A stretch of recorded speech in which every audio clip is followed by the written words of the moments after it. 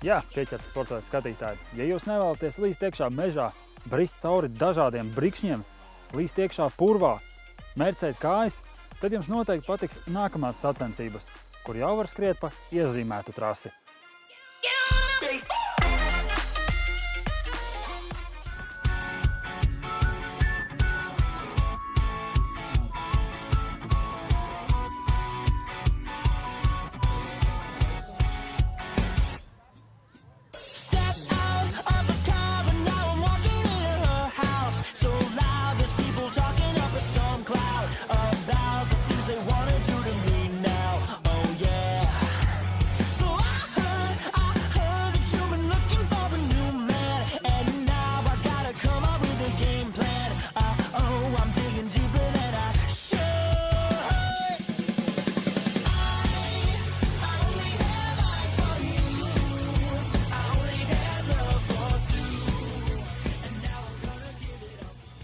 Lūk, pieķerti sporta skatītāji. Tagad var sausīties tie, kuriem patīk skriešana un kuriem tīkams ir arī triatlons. Jo mēs esam pie Diona Sportlata balvas izcīņas galvenā cilvēka Gundara Upinieka, kurš mums pastāstīs par to, kas šogad gaidām Sportlata balvas izcīņā, kādi jaunumi, kādas disciplīnas un kas vispār notiek ar Sportlata balvas izcīņu, jo viņiem jau ir 10 gadi.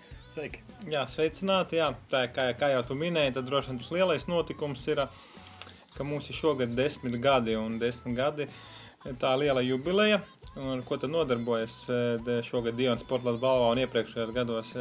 Tas ir sacensību seriāls, kurā piedalās dažādi sportisti dažādos izturības sporta veidos. Un tad pirmkārtām tā ziemu sākam ar slēpošanu, pēc tam mums ir riteņbraukšana, tad ir skriešana, un tad vēl visus šos sporta veidus saliek kopā, iznāk vēl triatlons, un tad ir triatlons. Šogad gan kā jaunums, un iepriekšējos gados ir dažus atpakaļ bijis, ir vēl arī orientēšanās. Bet visi šie sporta veidi ir izturības sporta veidi, kur sezonas garumā jāvāc dažādi punkti, nevis dažādi, bet jāvāc punkti, un tas sezonas beigās ir balle ar balvām un apbalvojumiem un medaļām, un pagājušo gadu mēs pasniedzām pirmo lielo medaļu dalībniekam, kurš piedalījies 100 dažādos Sportlata balvas sacensībās.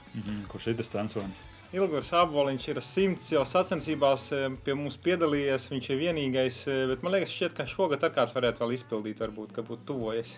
Vēl viens varētu šogad, ja viņš piedalīsies visos posmos, tad būs nākamgad jau vēl viens. Savukārt ir vēl viena nominācija 50, Sportlata balva 50, tur gan jau, man liekas, kaut 30 vai 40 vai 50, katru gadu tur tuvojas šis skaitlis. Var izstāstīt, ziemu jau mēs aizvedījām, bija Madona, Alūksne, tradicionālās vietas, un tad mums ir 3 skriešanas posmi. Ir biķernieku pusmaratons, kas ir Skrien Latvijas arī ieskaitē. Tas ir tāds milzīgs, labi apmeklēts pasākums. Mēs domājam, 2,5–3 tūkstoši šogad dalībnieki piedalīsies. Pēc tam ir no skriešanas posmiem Valmieras maratons, Sportlata Valmieras maratons. Tas tradicionāli Vidzemē lielākais skriešanas pasākums. Pagājušo gadu ieguva arī kā gada notikums Valmierā. Pagājušo gadu bija vairāk kā 2,5 tūkstoši dalībnieku piedalījās. Un vēl viens no tāds tradicionāls skrējiens, mums ir vecāķu skrējiens, neceros kuru gadu jau, bet 25 bija kaut kāda jubileja svinēja. Tur bet gar pludmali? Gar pludmali, jā, skrien gar pludmali, tas ir tie 3 skriešanas posmi, tad mums ir tradicionāls riteņbraukšanas, vienmēr sadarbības partneriem no Vecpiebalgas ir apkārt Burtnieku ezeram, vai apkārt Vecpiebalgas ezeriem, jā, un tad otrs pasākums ir apkārt Burtnieku ezeram, un trešais ir MTB pasākums tepat Pierīgā. Oga Rikšķele. Un tad ir tas pasākums, ko man droši vien jāaicina, ir piedalīties pašā Rīgas sirdī. 9. augustā visi aicināti uz Rīgas triatlonu pie Saules akmens. Tur arī starts, tur arī finišs, tur peld Āgenskalna līcī peld, brauc ar riteni pāri Vanšu tiltam, gar pa Krastmalu un turpat arī skrien. Jā, bet tas jau ir Eiropas mēroga. Tas ir gan Eiropas, gan ir saucamās vecuma grupas, kad jebkurš interesants var izmēģināt savus spēkus. Tām vecuma grupām, jā, kas vispār var piedalīties Sportlata balvas izcīņā, no kāda līdz cik gadiem, teiksim tā? Jā, mums ir tā, ka ir, sāksim ar pašiem mazākajiem, ir 3 vecuma grupas pašiem mazākajiem bērniem līdz 10 gadu, un viņiem tādas mazas distancītas, viņi pieredzināt viņus pie sporta, pie balvām arī, jā, viņiem patīk balvas paņemt, un kādas dāvanīs vienmēr finišā viņi saņem.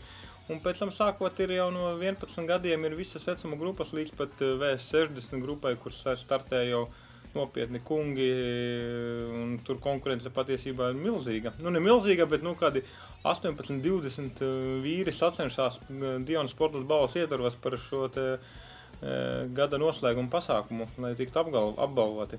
Tā kad mums ir kopā 16 vecuma grupas. Sezona būs tāda karsta, jo kalendārā redzējāt, tās visas sestdienas, svētdienas ir iezīmētas dažādos krāsos.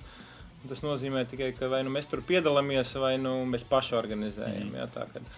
Un tad veiksmīgas sacensības un veiksmīga balli galā, lai būtu nākamais gads. Lai būtu 11. sezona, jā. Tieši tā. Jā, labi, paldies. Jā.